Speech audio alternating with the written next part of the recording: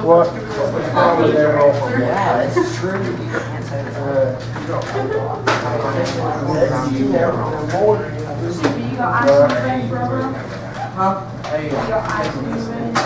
So, you have to be kind of loud, I kind of talk, this lab's going to go today.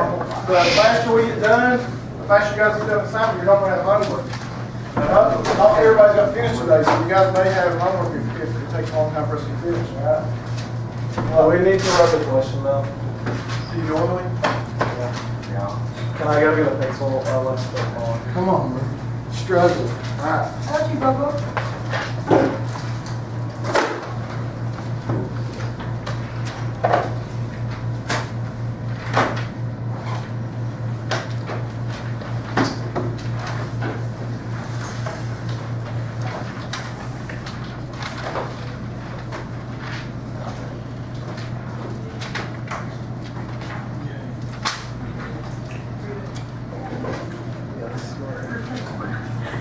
That is true.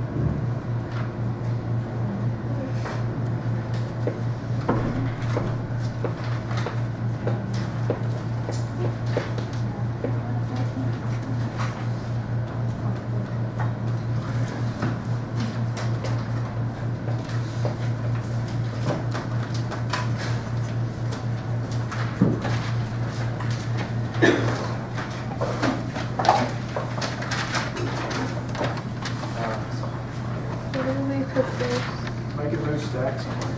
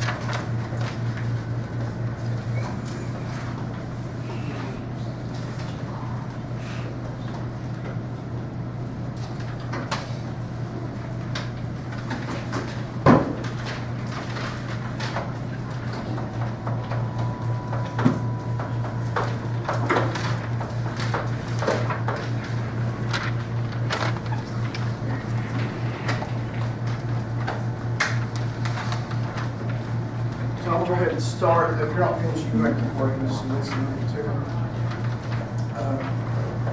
I know we've, you guys have started your review for your K prep. Mr. Collins said you need about 8 days. I taught Monday this lesson, and he taught yesterday. Well, actually, the last 2 days on reviewing the K prep. Well, today I needed this day to finish this lesson up. Plus, my advisor was supposed to come today, but she had to do something else, so I'm having to report today. And we're going to finish this lesson up. You guys are going to go back to your K prep review tomorrow and next week. So finishing this up. The good thing about where you're at, a lot of other schools when they're on this far, you guys are doing most stuff on K prep is everything before the reconstruction. So all this is just extra knowledge in case there is something on K prep you guys will know, and this plus this goes on to your classes in the future that this helps being in there right now. So what we're doing today, I know I lectured you last time like almost the entire class. Today I'm going to split it up, like sum it up, short it up, and you guys will write the paper. And I promise you, everything that's on here, just 12 questions, I talk about before you do it. So if you just listen to me, no problem. But if you don't, you have your book, but you should be able to answer one of these just by listening. And I'm going to go over every real now. So today you'll be able to, during targets, I will be able to identify racial barriers and the characteristics of the South during the Reconstruction, which we know it's basically the same thing we kind of talked about last time. All the racial barriers that the African Americans had to deal with, plus the South doing Reconstruction. That's what basically the Reconstruction talks about. We started out by talking about the problems we faced. What were some of the problems after the war that the nation faced? Economy. Right. All this stuff. Economy, rebuilding the South. Rebellions. Rebellions. You had the tension between North and South. You had, what do you do with the free African Americans? Didn't want, and people wanted to put the old slave owners. Right. What do you do with slave owners? Do you punish them? Do you not? See, we had all these things that we had to worry about because it wasn't just like the war's over. Now what are we going to do, right? It's everything, everybody loves each other. No, it doesn't work that way. It's a slow process. So before Lincoln was assassinated, he came up with the 10% plan, which basically said this was actually during the war. He said if 10% of the people in the state vote for loyalty to the North, they can rejoin. Congress didn't really agree. They wanted a more harsher plan. They didn't exactly. He thought that was too easy. That basically that all those things plus you would have to not let Confederate soldiers or not soldiers but the main officers in the office. And like I said last time, all these acts are similar, but they're a little bit different. Some are harsher than others. So Congress came up with the way Davis's bill, and it was a little harsher than Lincoln's. And then one of the most important things that we talked about in the Reconstruction was the Freedmen's Bureau. Remember the Freedmen's Bureau? What was it? The first welfare organization in America, and it helped African Americans with education. Yeah. So basically, African Americans are free now. What do you do? What do you do? Like, how are they going to help? Where are they going to live? Where are they going to work? This was a government agency that helped them. It helped them with transportation, education, food, clothing, places to live, like all these things. Like it was one of the best things that came out of the Reconstruction. But then we come up and 5 days after the surrender, Lincoln is assassinated. I know you guys probably know most of it because we talked about it quite a bit. Booth was an actor in theater. He killed him, jumped off the balcony, broke his legs, got on a horse, fled for like 12 days, and they killed him in the barn. I feel comfortable that you guys know that. So who becomes president when he gets assassinated? Andrew Johnson. The only senator in the South that actually supported the Union during the war. And his views were a little different from Lincoln's. They were sort of similar, but they had their differences. He came up with the Reconstruction Act. Basically, he wanted the same things to abolish slavery. No Confederate officers could hold office. But the only thing that was different between him and Lincoln was the right to vote. Lincoln said African Americans and white males, not females at the time, should be able to vote. But Johnson disagreed. He thought that only whites would be able to vote. So that was the big difference between their plans. So the South agreed to this Reconstruction. So they start electing officials, having these constitutional conventions, and then when they come to Washington, D.C., how do the Northerners treat them? Are they friendly? No, because they said, what did we fight this war for? And basically, nothing's happened to these political leaders. Like, these are the wealthy people. These are the people that probably didn't fight the war. So these people have not been punished at all. And here they're coming back into office, and we're all great together. They didn't like it. So they kind of, they didn't want to see them. They had disagreements. And another thing they were worried about, African Americans were still being treated bad in the South, even though they're free. And that brings up the black codes. Do you remember what the black codes were? Before that. Prevented blacks from voting. Right, well, this is all before that. The black codes first come out, and it's when legislation. Was there a sharecropping? It led to that, yes. This is how remember how I said they kept slavery without it being called slavery? Mm-hmm. So they would not rent or own land to African Americans, so they had nowhere to go. So that puts them back on the plantation. They would arrest them for crimes they committed or sometimes falsely committed, they were or accused of, I guess you would say, and pay them off they make them pay them off by going back to these plantations working. So they're getting right back into slavery without it being slavery being legal. Plus, I talked about, remember the orphans? African Americans and orphans, they would take them, these white plantation owners, and they would call them apprentices. Yeah, exactly. And they would make them work with unpaid wages, which was ridiculous. But then again, this Freedmen's Bureau that we talk about steps in and it makes these special courts, and it says the government can go in and regulate these states if they violate the African American rights. Well, this upset Johnson.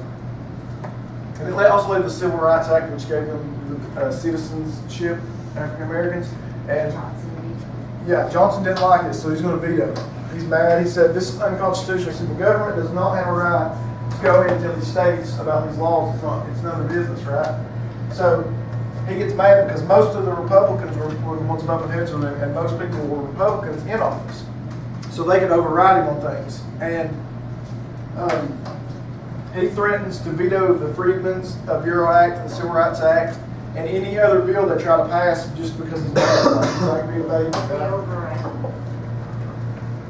What? The Congress can override. Yeah, because they had more power, and we'll get to that.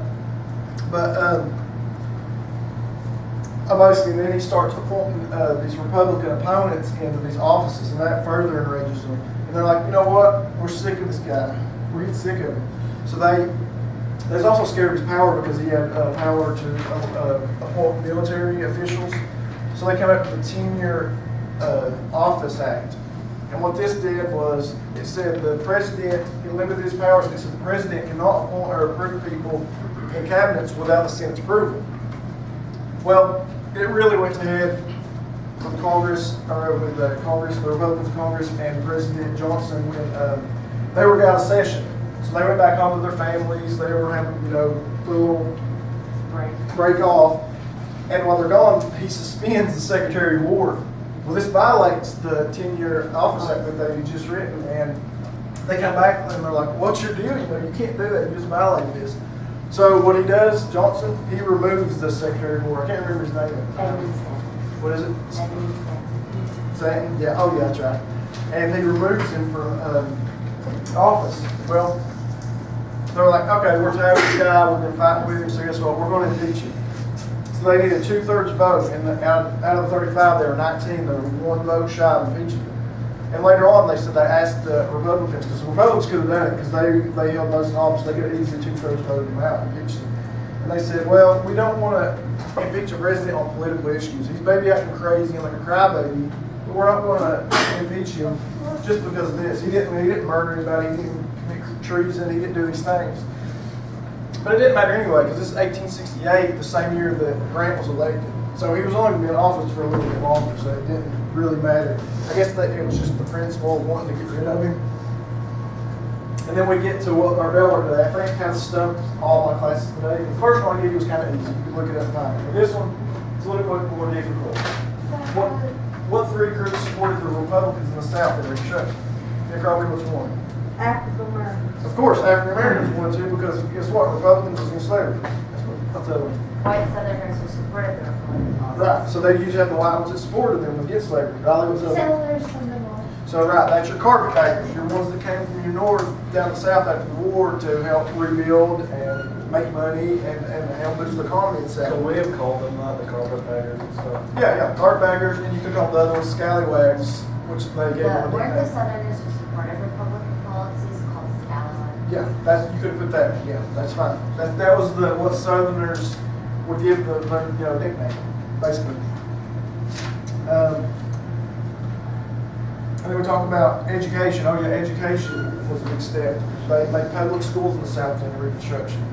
Over 50% of whites were in schools, and then 40% of blacks were in schools in the South, which is a lot at the time.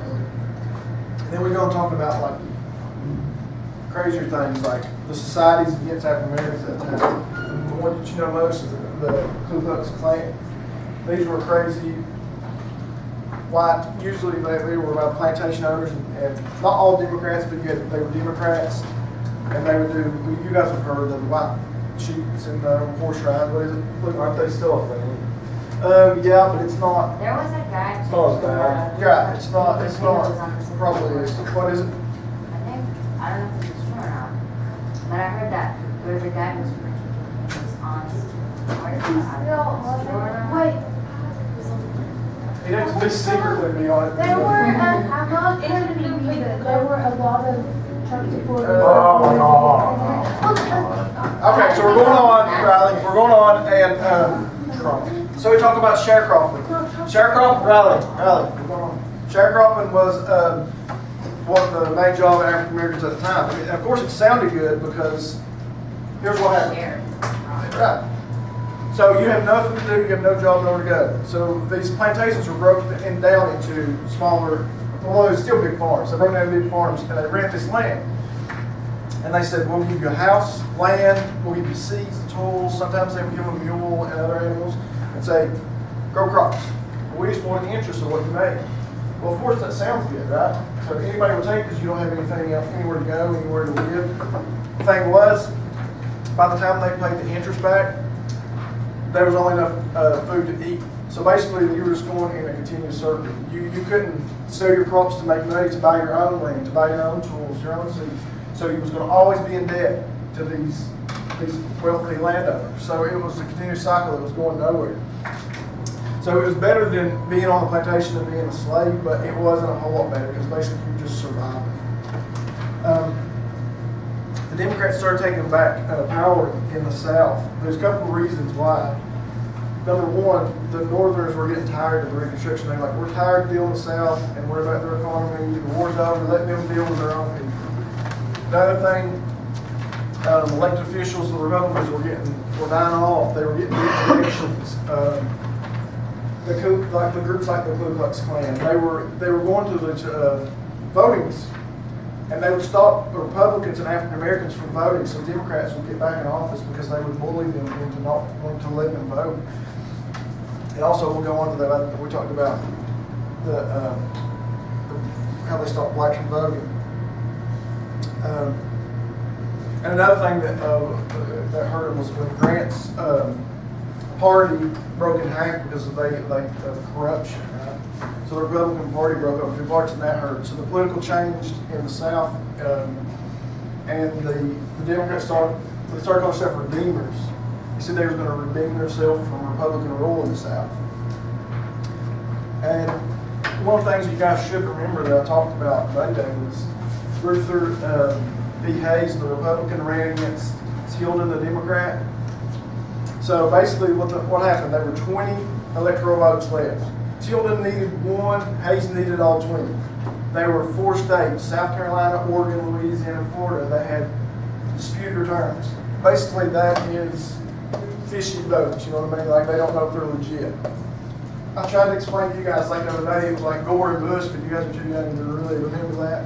Same thing happened in Florida with George Bush and Al Gore. Yeah, 2000.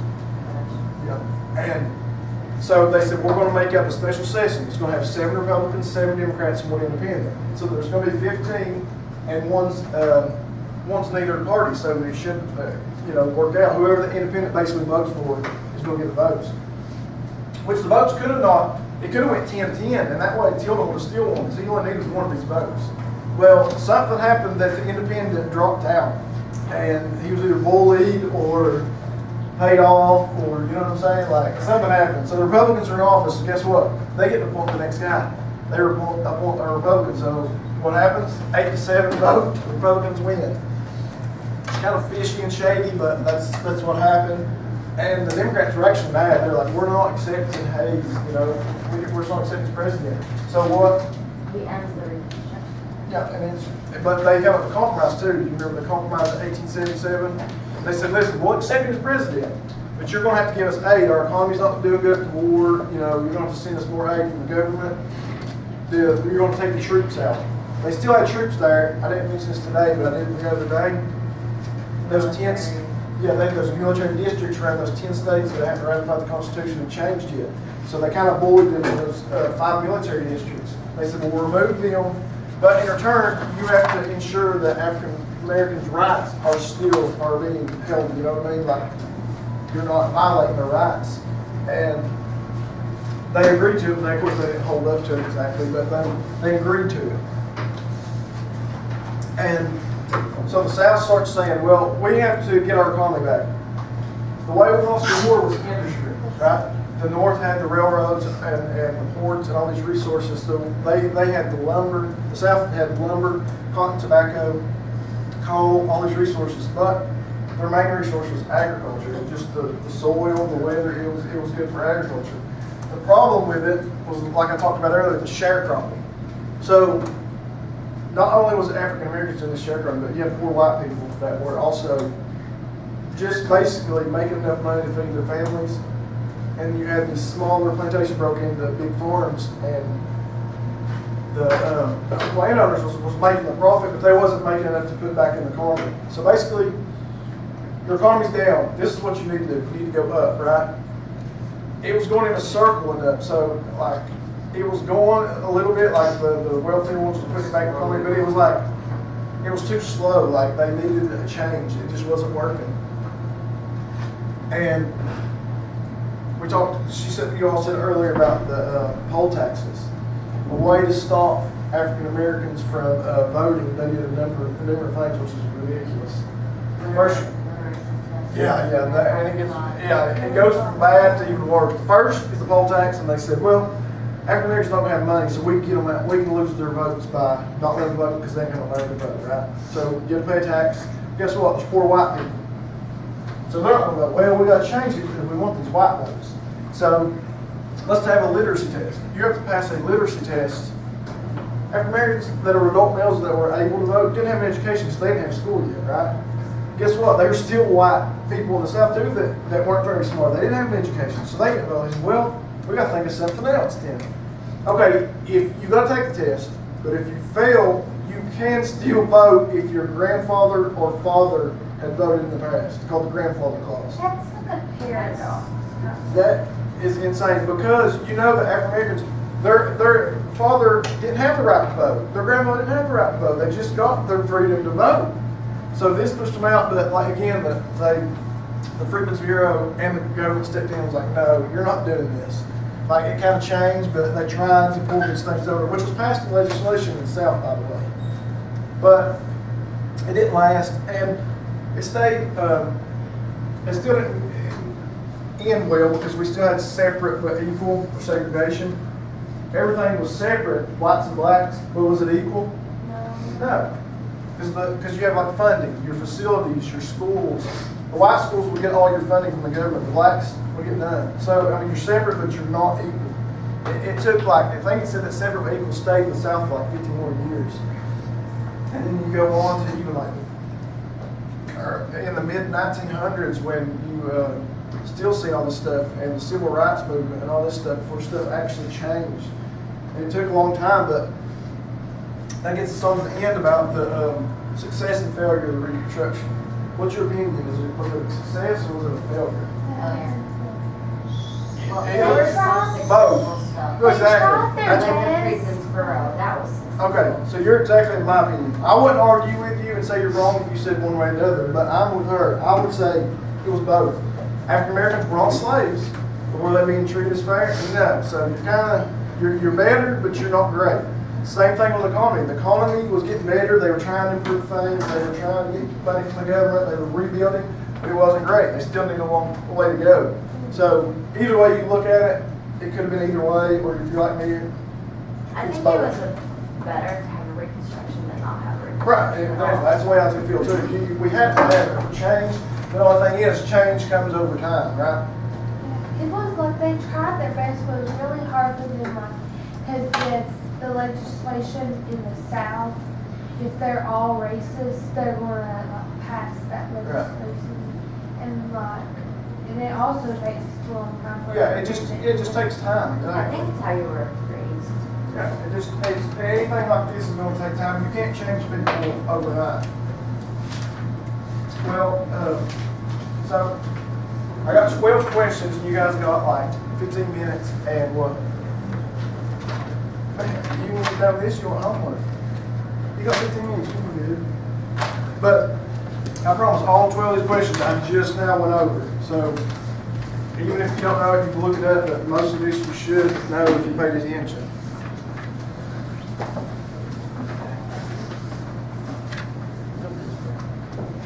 Do we have to restate? Yes.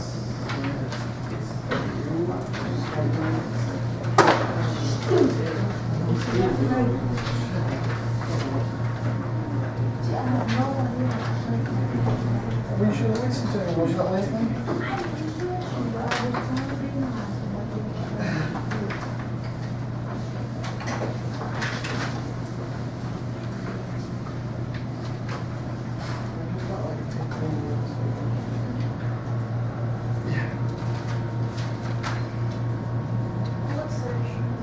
One, it's just a chapter. Remember, cover the whole chapter. Thanks for paying attention, Julie. I did pay attention, but like, Yeah, I see you the whole time. You heard she was like this. no. Her head nodding.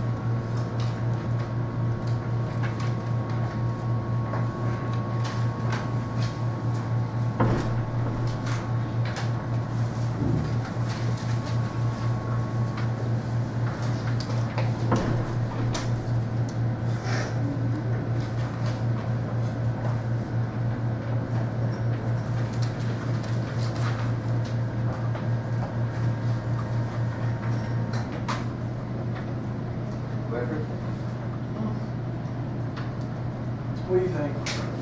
Yeah.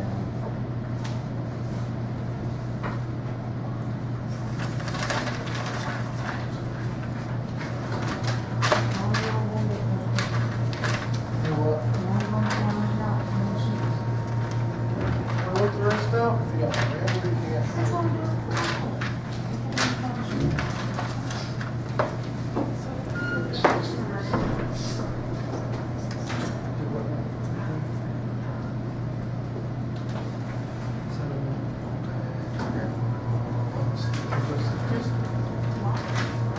It's just different ways. It's just one of those ways.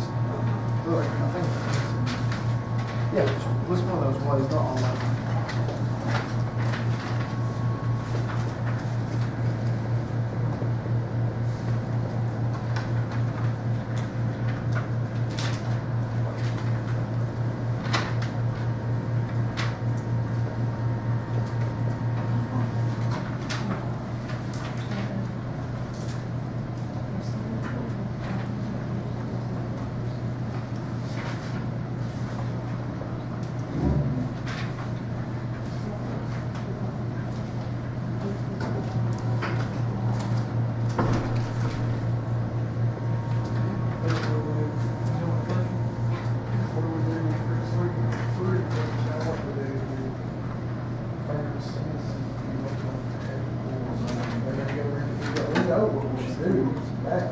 Back then, they had to figure it out. So what can we do about that free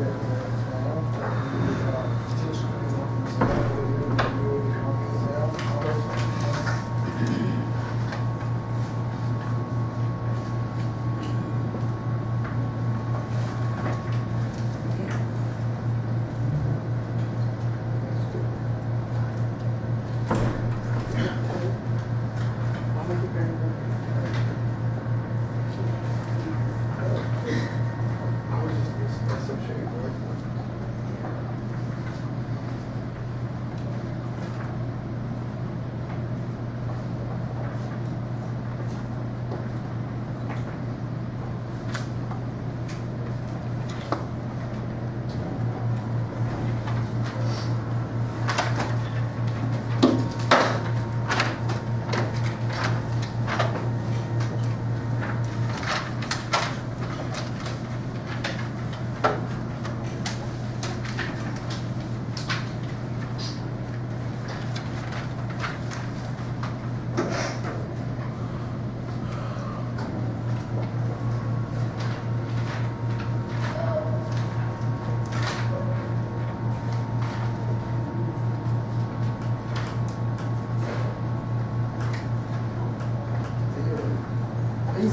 points, man. Easy boy.